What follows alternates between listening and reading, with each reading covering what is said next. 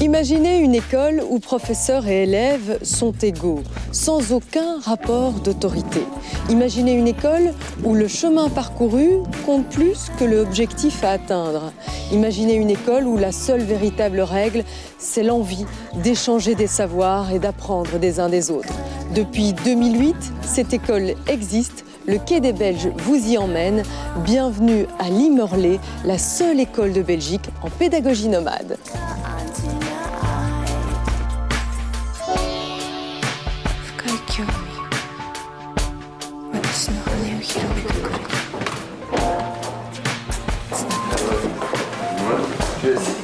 Thomas? Ouais.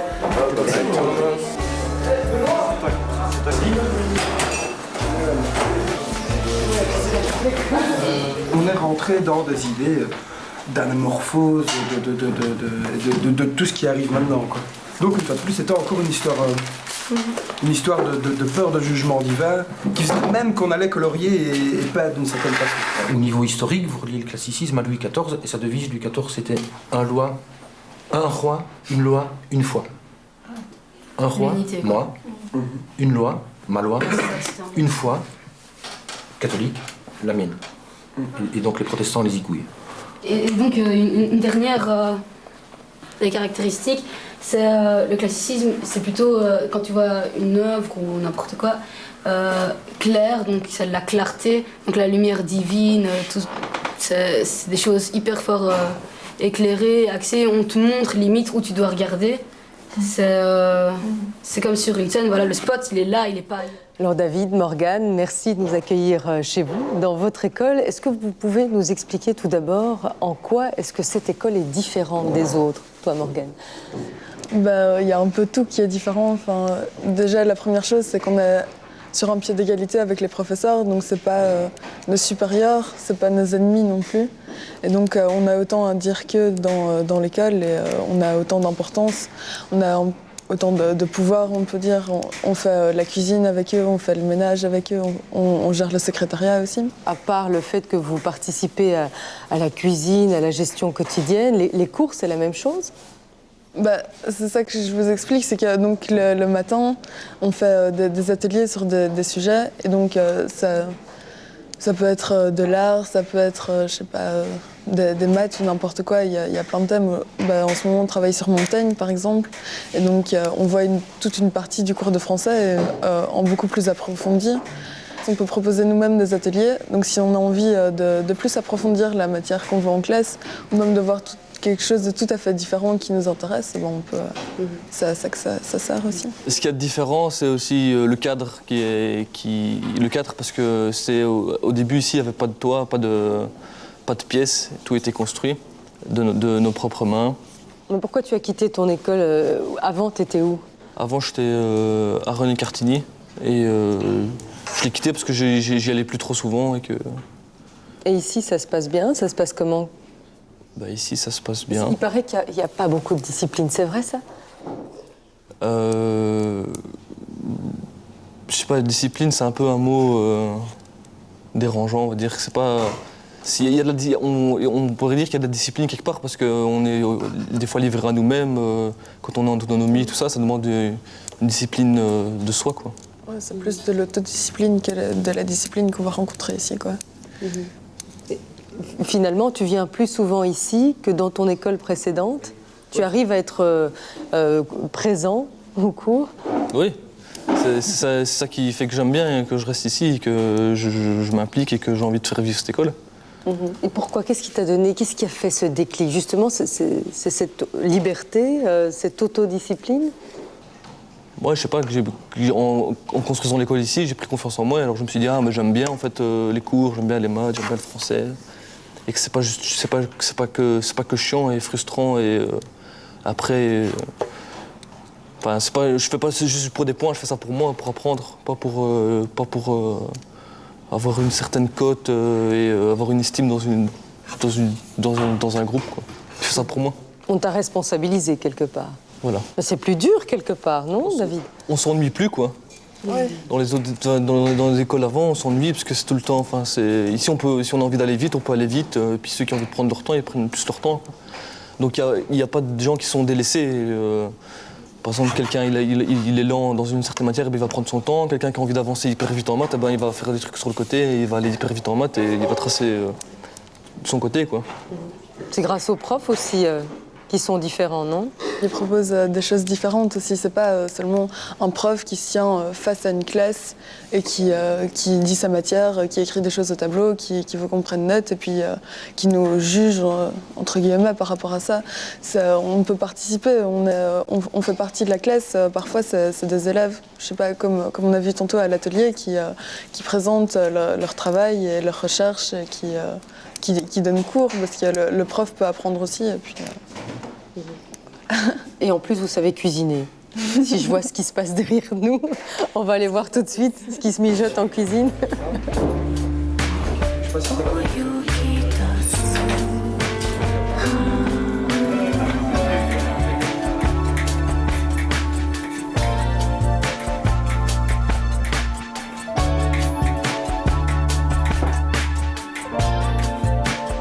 Bonjour. On peut savoir ce que vous mijotez? Il y a une soupe là, qui est sur le feu. Et, on va manger avec du fromage et des trucs à mettre sur le pain. Donc tartine avec soupe à côté. Et là c'est une recette qu'on prépare pour demain parce que ça doit mijoter un peu, quoi. C'est un stroganoff. C'est une recette tchécoslovaque. C'est ton pays d'origine? Du tout. Ma mère a été réfugiée là-bas. Expliquez-nous un peu comment ça fonctionne. Vous êtes les préposés à la cuisine et pendant ce temps, vous n'allez pas au cours alors? Ouais, vas-y. Le matin, en fait, c'est des ateliers et il y a 3 gestions différentes. Et donc, pendant une semaine, on reste en cuisine, à faire la cuisine ou alors en gestion entretien ou alors en gestion administration. Donc, oui, on est là pour toute la semaine et voilà. Même si tu dois pleurer parce que les oignons, ça pique aux yeux. Ouais, ça, c'est un risque du métier.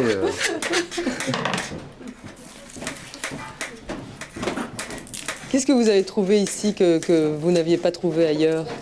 Et moi, ça fait 3 ans que je suis ici en fait. Je suis arrivé à la construction de l'école.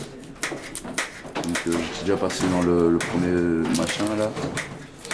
Mais qu'on apporte, ce qu'on vient chercher ici, enfin, on vient pas spécialement chercher quelque chose. Moi aussi, j'étais venu par hasard. Mais ce qu'on voit ici, c'est on ouvre les yeux et on peut voir ce qui se passe autour de soi et le comprendre et savoir le gérer et non pas être débordé de ça, quoi. T'étais dégoûté un peu de l'école quand t'es arrivé ici? Bah ouais, clairement, parce que moi, j'ai difficile à supporter l'autorité, donc surtout en fait, l'autorité qui ne me semble pas sensée et que je comprends pas le sens, ça m'exaspère à fond, donc je me bloque et voilà, quoi. On se sent bien ici. Enfin, moi, ça fait pas très longtemps que je suis là, mais pour le moment, avant, j'allais pas spécialement fort au cours et maintenant, j'y vais tous les jours. Donc ça a complètement changé, on va dire. Peut-être que t'as pas le choix aussi, parce que t'es au bout du monde ici. Non, parce qu'on a toujours son chez-soi à côté, donc on peut rester chez soi aussi, on a le choix. Mais c'est vrai que depuis que je suis ici, je suis beaucoup plus motivé à aller à l'école, même parce que c'est pas spécialement obligatoire ou tout simplement parce qu'il n'y a pas spécialement de retard, il n'y a pas de retenue, il n'y a pas de problème de niveau...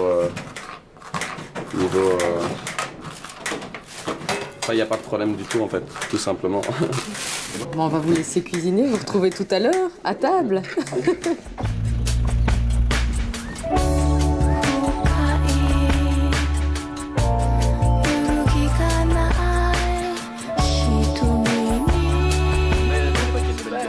Alors Marie, bonjour, vous êtes professeure de morale et de français ici à Limerlé. Alors on vient d'entendre des élèves nous dire qu'il n'y avait pas vraiment de professeurs, que les professeurs apprenaient autant que les élèves sur le tas. C'est vrai ça? c'est sûr qu'il n'y a pas beaucoup de profs parmi nous qui ont une longue expérience avant celle-ci. Moi, pour ma part, c'était vraiment une toute petite expérience dans l'enseignement traditionnel. J'enseignais le latin dans une bonne école, réputée bonne.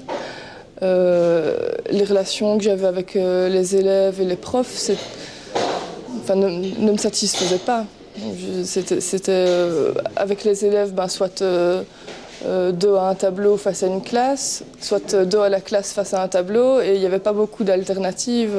J'étais pas dans mon rôle, quoi. Je m'y retrouvais pas. Les relations que j'avais avec les élèves ne me permettaient pas d'avoir des échanges. Si je compare aux relations que j'ai aujourd'hui avec mes élèves, je crois que parfois on peut parler d'amitié et de complicité et de sincérité. Comment faites-vous, puisque cela vient d'une concertation avec les élèves, pour arriver au bout à voir le programme imposé en communauté française? Ce qu'on aborde en groupe de niveau, donc ça c'est ce qui se passe l'après-midi et qui ressemble plus à des cours traditionnels, c'est ce qu'on peut difficilement aborder en atelier. Donc je ne sais pas, moi par exemple, comment on fait une dérivée en mathématiques. Ça se passera plus en classe, devant un tableau avec un professeur qui explique comment on fait. Et donc il y a quand même à un moment donné un cours qui est imposé. Voilà, donc les groupes de niveau qui se passent l'après-midi, et comme son nom le dit, les élèves là sont répartis en niveaux, 1, 4, 5, 6. C'est le professeur qui programme la matière qui sera vue pendant ces moments-là. Et ce qui est abordé en atelier, c'est ce qui est hors programme. Et en atelier, il part d'un thème, par exemple Montaigne. Et autour de ce thème, on va greffer le plus possible de disciplines. Le français, la géographie, les langues, pourquoi pas les sciences. C'est sûr que si on fait du rap et puis qu'on décide de le traduire en anglais, on va se tourner vers les professeurs de langue. Donc on a un petit rôle parfois d'expert qui revient. La vraie originalité, alors, ce serait vraiment de pouvoir finalement enseigner tout le temps, n'importe quand, de ne pas avoir de temps de pause, de récréation, comme vous l'avez dit, de finalement ne pas donner l'impression aux élèves de rentrer ou de sortir de classe. Voilà, c'est ce qui se passe fort le matin, c'est ce qui se passe en atelier. Donc la pause, elle s'impose d'elle-même, on sent à partir d'un moment que on irait bien boire un café, ou fumer une cigarette, ou papoter pendant 5 minutes, souffler un peu. Vous parliez tout à l'heure de la difficulté, ou je ne sais plus comment vous l'avez formulé. Est-ce que c'est plus difficile, moins difficile de travailler comme ça? C'est sûr que c'est difficile, parce qu'on abandonne un tas d'armes qui sont présentes ailleurs, les poings, la sanction, etc. On laisse tomber toutes ces armes-là, et on n'a plus que, comme seule arme, la confiance. Et ça ne veut pas dire que c'est simple. En tout cas, c'est ce qu'on va voir tout de suite dans le film qui a été réalisé par Stéphane Rouet, qui vous a suivi dès septembre 2008, alors que l'école de la pédagogie nomade est encore en chantier, au propre comme au figuré. D'ailleurs, je vous propose de regarder tout de suite le film et on va se retrouver après avec Adrien, un élève qui a quitté l'école depuis et qui a fait bien du chemin.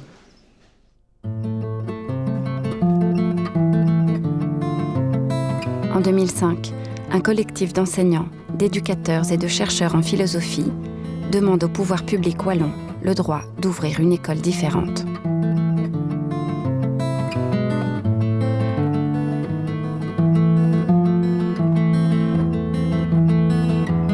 En septembre 2008, dans le cadre scolaire subventionné de la communauté française, et grâce au soutien du ministre Christian Dupont, ouvre à Limerley, dans le sud de la Belgique francophone, une école nommée Pédagogie nomade.